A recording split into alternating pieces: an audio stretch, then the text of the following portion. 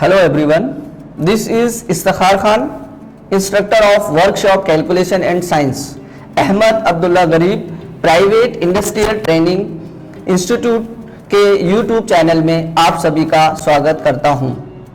Students, last session में हमने पढ़ा कि स्क्वायर क्या होता है,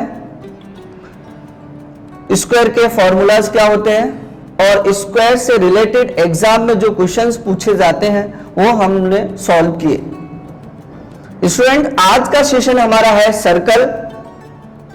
इस सर्कल से रिलेटेड आज हम पढ़ेंगे कि सर्कल क्या होता है, सर्कल के बारे में डिटेल में, कि सेगमेंट, सर्कमफ्रेंस, डायमीटर के वगैरह पढ़ेंगे और उसके फॉर्मूलाज को हम कैसे फाइंड कर सकते हैं उसके बारे में, और उस सर्कल से रिलेटेड एग्जाम में जो क्वेश्चंस पूछे जाते हैं वो किस तरीके के होते हैं और उसमें हमको फाइंड करने के लिए क्या रहता है वो हम आज पढ़ेंगे। तो चलिए स्टूडेंट, आज का सेशन हम लोग स्टार्ट करते हैं। स्टूडेंट, जैसा कि आप देख रहे हैं कि मैंने एक सर्कल बनाया हुआ है, यहां पर एक सर्कल है जैसा आपके सामने है, एक सर्कल बनाया हुआ है। तो सर्कल को जब हम बनाते हैं तो सबसे पहला क्वेश्चन ये आता है कि सर्कल, कोई भी क्वेश्चन आपसे करता है कि सर्कल को बनाने के लिए हम लोग किसका इस्तेमाल करते हैं, तो लोग क्वेश्चन ये रहता है कि सर्कल आप किससे बनाते हैं, ऐसा भी कोई क्वेश्चन आपसे कर सकता है। तो सर्कल को बनाने के लिए हमेशा हमको रेडियस का इस्तेमाल करना होता है। एक रेडियस ले लिया हमने, 3, 4, 5 सेंटीमीटर लेके हमने उसको राउंड किया और वो अपना एक सर्कल बन जाता है। जो सर्कल की जो सर्कमफ्रेंस जो नाम दिया हुआ है, सर्कमफ्रेंस, जिसकी नॉर्मल अगर हम बात करें तो ये सर्कल की एक बाउंड्री होती है जिसको हम लोग बोलते हैं सर्कमफ्रेंस।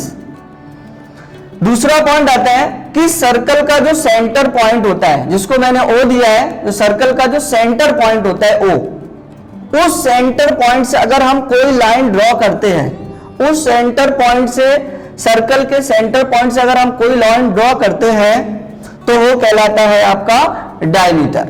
लेकिन कंडीशन क्या है उसकी कि वो सर्कल के बाउंड्री को दोनों तरफ टच करना चाहिए, तब वो हो जाएगा आपका डायमीटर।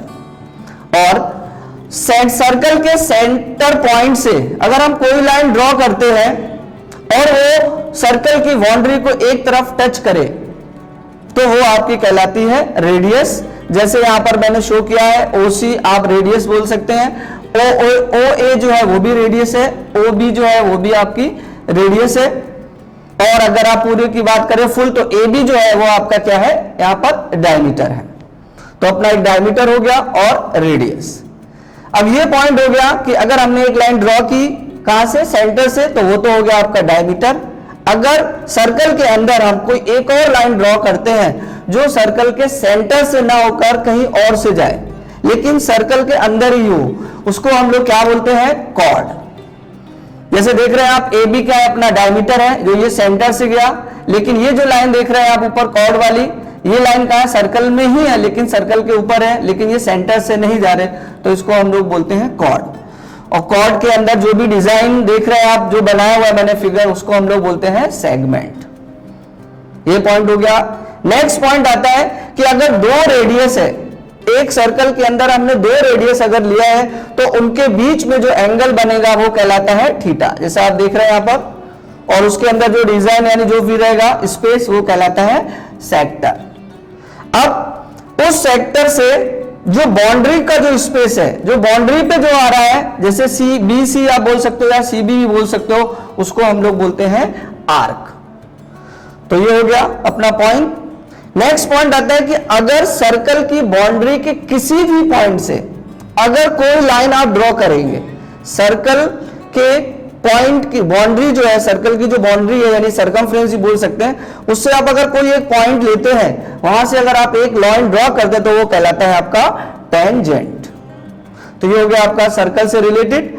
अब हम लोग आते हैं कि सर्कल से रिलेटेड एग्जाम में जो क्वेश्चंस करते हैं वो किस से रिगार्डिंग रहते हैं, किससे रिलेटेड रहते हैं, और क्या क्या क्वेश्चंस हमसे एग्जाम में पूछ सकता है, उसके हम लोग फॉर्मूलाज फाइंड करते हैं। तो सबसे पहली बात हुई कि हमने एक सर्कल बनाया था, सर्कल का पहला पॉइंट क्या था, सर्कमफ्रेंस। तो सबसे पहले सर्कमफ्रेंस के बाद में बात कर लेते हैं हम लोग कि सर्कमफ्रेंस का फॉर्मूला क्या होता है। सर्कमफ्रेंस का फॉर्मूला होता है 2 पाई r। उसके बाद आता है आपका एरिया। एरिया का फॉर्मूला होता है पाई आर स्क्वायर और पाई की दो वैल्यूज रहती है 22/7 और 3.14। तो स्टूडेंट्स अभी पाई की दो वैल्यू है, आप लोग कंफ्यूज होते हैं कि कौन सी वैल्यू हमको कब यूज करना है, और दो वैल्यूज है, आंसर हमारा राइट है कि रॉन्ग है वो हमको कैसे पता चलेगा। अगर क्वेश्चन के अंदर पाई की वैल्यू आपको गिवन करता है 22/7 तो आप लोग वो लेंगे, अगर पाई की वैल्यू 3.14 यूज करता है तो हम लोग उसका इस्तेमाल करेंगे। अब आता है कि अगर पाई की वैल्यू क्वेश्चन में गिवन ही नहीं करता है तो हमको क्या करना है। तो मैं आपको एक सिंपल मेथड बताता हूं कि क्या करना है। अगर रेडियस, अगर सर्कल की रेडियस का नंबर ऐसा हो कि वो 7 से डिवाइड हो जाए, सर्कल की जो रेडियस है अगर उसका नंबर ऐसा हो कि वो 7 से डिवाइड हो जाए तो हम यूज करेंगे 22/7। और सर्कल की रेडियस का नंबर ऐसा है ऑलरेडी पॉइंट में गिवन है, जैसे सर्कल का रेडियस मान लीजिए 3 या 1.54 दिया हुआ है, रेडियस हमको सपोज करिए 1.54 दिया है, तब हम लोग पाई की वैल्यू 3.14 का यूज करेंगे तो आपको कैलकुलेशन में इजी रहेगा और आप आसानी से कैलकुलेशन कर पाएंगे। तो स्टूडेंट्स इस सर्कल से रिलेटेड एक सम लेता हूं मैं और फिर हम फाइंड करते हैं जो फॉर्मूलेस हम लोग ने लिए कि सरकमफ्रेंस और एरिया, इससे रिलेटेड एग्जाम में कैसा क्वेश्चन पूछता है वो मैं लिखता हूं, फिर हम लोग उसको फाइंड करते हैं। तो क्वेश्चन है फाइंड द सरकमफ्रेंस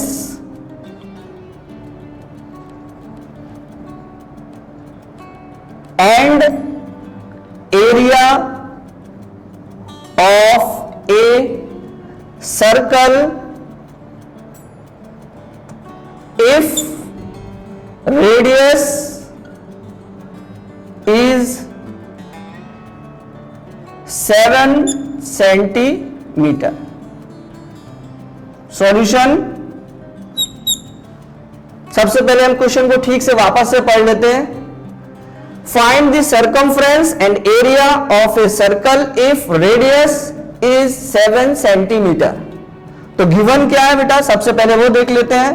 हमको रेडियस दिया है यानी r इज इक्वल टू हमारे पास है 7 centimetre. r is equal to कितना दिया है 7 सेंटीमीटर। अब क्वेश्चन है, क्वेश्चन में पहला पॉइंट है सरकमफ्रेंस, तो सरकमफ्रेंस फाइंड कर लेते हैं हम लोग बेटा। सरकमफ्रेंस का फॉर्मूला यूज कर देते हैं 2πr। मैंने सरकमफ्रेंस का फॉर्मूला लिखा 2πr। अब मैं यहां पर वैल्यूज पुट करूंगा।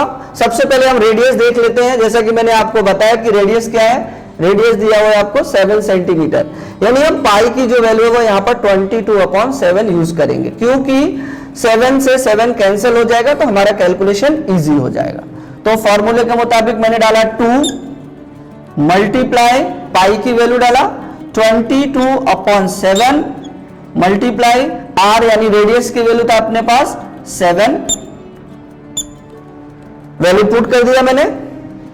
अब जैसा कि आप लोगों को एक कंफ्यूजन होता है कि यहां पर लिखा है 2πr, अभी ये मल्टीप्लाई का साइन तो नहीं था फॉर्मूले में, तो ये कहां से आ गया, आप लोग कंफ्यूज ना हो। मैं आपको बता देता हूं कि कभी भी कोई एक नंबर है या डिजिट है कोई और उसके साथ कोई एक अल्फाबेट है, जैसे 2πr ABC कुछ है, तो उनके बीच में हमेशा जो है वो मल्टीप्लाई का ही साइन रहता है। तो मैंने उसके हिसाब से वैल्यू पुट किया बेटा, 2 मल्टीप्लाई डाला, पाई की वैल्यू 22/7 लिया मैंने और मल्टीप्लाई 7। अब ये 7 जो है इस 7 से कैंसिल हो गया। अब अपने पास क्या बचता है बेटा, 2 मल्टीप्लाई 22। अब क्या साइन है बेटा, रूल के मुताबिक सिर्फ मल्टीप्लाई है तो मैं मल्टीप्लाई कर देता हूं, 2 2 जा 4 और 2 2 जा 4 और आपका आ जाएगा सेंटीमीटर। तो पहला जो आंसर है यानी जो क्वेश्चन था सरकमफ्रेंस फाइंड करने के लिए हमने फाइंड किया, आंसर आया 44 सेंटीमीटर। दूसरा ले लेता हूं, क्या पूछा था, सरकमफ्रेंस एंड एरिया। अब मैं एरिया ले लेता हूं, तो एरिया का फॉर्मूला पुट कर देता हूं, एरिया इज इक्वल टू होता है पाई आर स्क्वायर। क्या होता है, पाई आर स्क्वायर। पाई की वैल्यू पुट कर दूं 22/7, आर की वैल्यू अपने पास 7 है तो 7 का स्क्वायर है ये। जैसे कि आप देख रहे हैं 22/7 मल्टीप्लाई 7 का स्क्वायर। 7 का स्क्वायर का मतलब क्या है कि जिस नंबर पर स्क्वायर होता है उस नंबर को हम 2 बार लिखते हैं। अगर जिस नंबर पर क्यूब होता है तो उस नंबर को हम लोग 3 बार लिखते हैं। तो यहां पर है, लिख लेता हूं पहले मैं बेटा, मैं 22/7 मल्टीप्लाई स्क्वायर है किस पे, 7 का, तो 7 2 बार आ जाएगा। ठीक है, अब इस 7 से ये 7 मैंने कैंसिल कर दिया। अब बचता है आपके पास 22 मल्टीप्लाई 7, 22 मल्टीप्लाई 7। अब क्या करेंगे, मल्टीप्लाई करना है तो 7 2 जा हो गया 14, 7 2 जा 14 और 1 कितना हो गया 15, और ये आ जाएगा आपका सेंटीमीटर स्क्वायर। तो सेकंड क्या था आपका, area. Area is equal to the pi r square. Formula मैंने पुट किया, उसकी वैल्यूज डाला, वैल्यू बोलो पाई की वैल्यू 22/7 लिया, मल्टीप्लाई किया, आर यानी रेडियस यानी 7 उसके ऊपर स्क्वायर है, तो जिसके ऊपर स्क्वायर होता है उसको हम लोग 2 बार लेते हैं, मैंने 2 बार लिख लिया। एक 7 से एक 7 जो है वो कैंसिल हो गया। जो बचा क्या हमारा 22 मल्टीप्लाई 7, नॉर्मली हमने उसको मल्टीप्लाई किया तो आंसर आया 154 सेंटीमीटर स्क्वायर। अब आप लोग कंफ्यूज यहां रहते हैं कि जब हमने सरकमफ्रेंस फाइंड किया तो आंसर आया था आपका सेंटीमीटर में, और जब मैंने एरिया फाइंड किया तो आंसर लिखा मैंने सेंटीमीटर स्क्वायर। देखिए ये प्रॉब्लम कहां पर आती है कि जब हमारे सामने क्वेश्चन दिया रहता है और उसके ऑप्शन गिवन रहते हैं, ए बी सी डी करके जब ऑप्शन गिवन रहते हैं वहां पर हमको ये प्रॉब्लम होता है कि आंसर सेम है लेकिन उनका यूनिट जो है वो अलग है। उससे हमको ये पहचानना होता है कि क्या पूछा है, उसके हिसाब से हमको यूनिट के हिसाब से उसके आंसर को टिक करना होता। अगर सरकमफ्रेंस पूछता तो हमारा आएगा सेंटीमीटर, और कभी भी एरिया पूछेगा तो आएगा सेंटीमीटर स्क्वायर। लेकिन ये जरूरी नहीं है कि सेंटीमीटर स्क्वायर ही है, वो डिपेंड करेगा कि हमको क्वेश्चन में क्या दिया है। क्वेश्चन में क्या दिया है बेटा, सेंटीमीटर, तो हमारा आएगा सेंटीमीटर और एरिया में आएगा सेंटीमीटर स्क्वायर। सपोज करिए अगर क्वेश्चन में हमको दिया होता मीटर तो हम लोग लिखते हैं उसको मीटर लिखते और एरिया में हम उसको मीटर स्क्वायर लिखते। अब ये हो गई बात हमारी सरकमफ्रेंस पूछा था, फाइंड किया, एरिया फाइंड किया। ये नॉर्मल क्वेश्चन था, रेडियस हमको गिवन किया था, हमने सरकमफ्रेंस फाइंड कर लिया और हमने एरिया फाइंड कर लिया। इस सर्कल से रिलेटेड हमको एक पॉइंट ये याद रखना है जो आपको समझना है कि सर्कल की सरकमफ्रेंस, सर्कल की अगर रेडियस अगर हमको गिवन है तो हम उसके सरकमफ्रेंस फाइंड कर सकते हैं और एरिया फाइंड कर सकते हैं। स्टूडेंट्स कभी एग्जाम में इस टाइप का क्वेश्चन आ जाता है कि सर्कल की जो है हमको सरकमफ्रेंस नहीं देता है, सर्कल की सरकमफ्रेंस नहीं देता है और हमसे एरिया पूछ लेता है। जब हमको सर्कल की सरकमफ्रेंस नहीं गिवन किया है उस कंडीशन में हमको क्या करना है, उससे रिलेटेड मैं एक और क्वेश्चन लेता हूं। Question number 2, question the circumference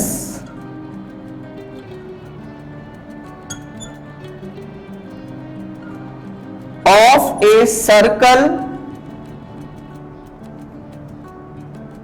is 44 centimeter.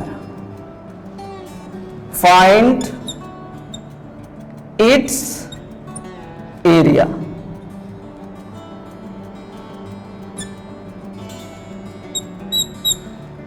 Question देख लीजिए।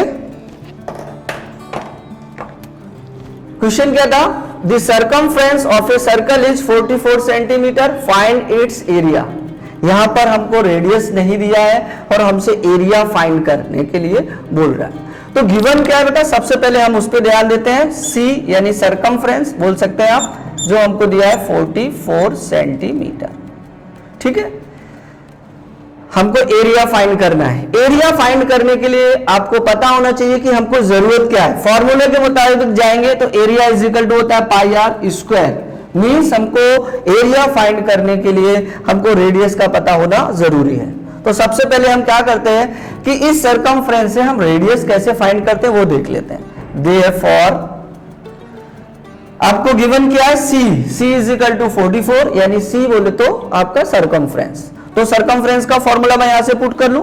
फॉर्मूला क्या होता है, 2 पाई r इज इक्वल टू कितना गिवन किया उसने हमको, 44 सेंटीमीटर। रूल के मुताबिक हमको क्या चाहिए, रेडियस फाइंड करना है। तो रेडियस के साथ जो भी नंबर्स है वो उसको हमको डिवाइड में ले जाना पड़ेगा। आपको रूल तो पता ही है कि जो नंबर्स मल्टीप्लाई में होते हैं अगर उनकी हम साइड चेंज करें वो डिवाइड में चले जाते हैं। तो r के साथ में है 2 पाई r को मैंने डिवाइड में दे दिया तो 44 अपॉन 2 पाई हो गया। क्या करते हैं अभी हम लोग, 44 डिवाइड बाई 2 मल्टीप्लाई पाई का वैल्यू यूज कर दें 22 अपॉन 7। अब इसको हम सॉल्व कर लेते हैं। सॉल्व कैसे करते हैं बेटा, रूल क्या बोलता है, 1 अपॉन 2 अपॉन 3। जब कभी ऐसी कंडीशन रहती है 1 अपॉन 2 अपॉन 3 तो ये 3 फर्स्ट वाले के साथ मल्टीप्लाई करता है। कभी कंडीशन ऐसी आती 1 अपॉन 2 अपॉन 3 अपॉन 4, तो इस कंडीशन में सॉल्यूशन क्या होता है बेटा, लास्ट वाला नंबर फर्स्ट वाले के साथ मल्टीप्लाई करता है और सेकंड वाला नंबर थर्ड के साथ मल्टीप्लाई करता है। तो इसमें अपना थर्ड नंबर क्या है बेटा, 7 है, तो ये 7 ऊपर जाकर यहां पर मल्टीप्लाई कर देगा। तो अपना हो गया 44 मल्टीप्लाई 7 डिवाइड बाई, इन दोनों को मल्टीप्लाई कर दो, 2 इंटू 22 हो गया आपका 44। अब देख लीजिए कैलकुलेशन क्या है, ऊपर है 44 मल्टीप्लाई 7 और अपॉन में आपका है 44। अब क्या करते हैं, इस 44 से आप 44 को कैंसिल कर सकते हैं, तो आपका आ गया 7 सेंटीमीटर। ये आपकी मिल गई आपको रेडियस। अब ये आपको मिल गया रेडियस। अब हमको क्या फाइंड करने के लिए बोला उसने, एरिया। तो हम लोग इधर आ जाते हैं, एरिया फाइंड करने के लिए एरिया का फॉर्मूला है पाई r स्क्वायर। अब रेडियस हमको मिल गया 7, जरूरी नहीं है 7 आए, 14 भी आ सकता है, 21, 28 कुछ भी आ सकता है। तो पाई का वैल्यू पुट कर देता हूं मैं 22 अपॉन 7 मल्टीप्लाई आर की वैल्यू पुट कर देता हूं। आर बोले तो रेडियस अपना कितना है 7 का स्क्वायर, इसको हम सॉल्व कर लेते हैं। 22 अपॉन 7 जिस पर स्क्वायर होता है उसको हम 2 बार लिखते हैं, तो 7 इंटू 7, एक 7 से मैंने ये 7 कैंसिल किया, आंसर आया आपका 22 इंटू 7, तो हो गया 154 सेंटीमीटर स्क्वायर। तो स्टूडेंट देख रहे हैं आपने एरिया कितना है 154 सेंटीमीटर स्क्वायर। हमने पहले एक नॉर्मल क्वेश्चन लिया जिसे हमने सरकमफ्रेंस और एरिया फाइंड किया। ये क्वेश्चन में हमने क्या किया कि हमको सरकमफ्रेंस दिया हुआ था और हमने एरिया फाइंड किया। तो सबसे पहले हमको ये ध्यान रखना होता है कि जो चीज हमको फाइंड करना है उसके लिए हमको जरूरत किस किस की है। तो एरिया फाइंड करने के लिए हमको रेडियस की जरूरत होती है जो कि हमारे पास है नहीं। हमने क्या किया, सरकमफ्रेंस से पहले रेडियस फाइंड किया, रेडियस की वैल्यू आया आपका 7 और उसको फिर मैंने इस फॉर्मूले में पुट कर दिया। मींस हमको उसने फाइंड करने के लिए बोला था कि एरिया, तो एरिया का फॉर्मूला है पाई r स्क्वायर। सो मैंने पुट करके सॉल्व किया तो आंसर आया 154 सेंटीमीटर स्क्वायर। तो स्टूडेंट्स आज का टॉपिक था अपना सर्कल। सर्कल से रिलेटेड मैंने आपको सर्कल के बारे में, उससे रिलेटेड एग्जाम में समझो पूछे जाते हैं उसको एक्सप्लेन किया। और नेक्स्ट लेक्चर में इससे रिलेटेड मेंसुरेशन का टॉपिक है एक्चुअल में, ये तो मेंसुरेशन से रिलेटेड और आगे फिर आपके लिए सम लेकर आऊंगा मैं। तो स्टूडेंट्स उम्मीद करता हूं कि आज का सेशन आपको पसंद आया होगा। हम आपके लिए इसी तरीके के और वीडियोस लाते रहेंगे। अगर आपने अभी तक हमारे YouTube चैनल को सब्सक्राइब नहीं किया है तो प्लीज सब्सक्राइब कर दीजिए, लाइक और शेयर कर दीजिए और बेल आइकन को दबाना ना भूलें। Thank you so much.